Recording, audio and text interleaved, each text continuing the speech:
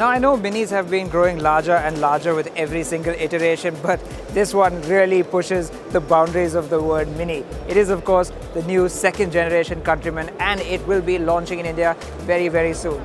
No, Mini hasn't launched it here at the Auto Expo, but the better news is that it will be locally assembled, just like the last Countryman, so you can expect some really competitive pricing.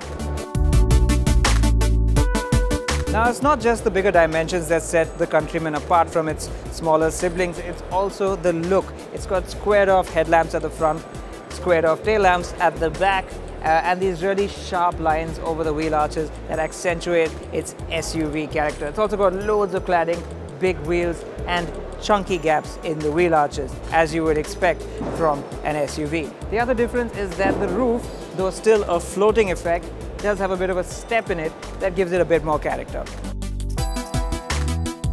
Now the badge over here says Cooper S, and what that means is 192 horsepower from a 2-litre turbocharged petrol engine.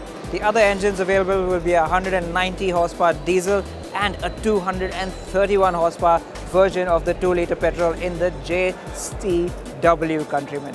That's really going to be exciting to drive.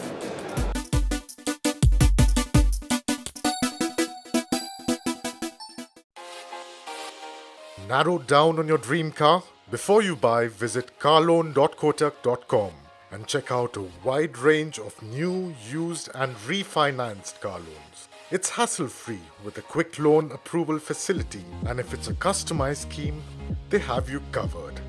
Call 1-800-419-0090 or visit carloan.kotak.com or email carloans@kotak.com.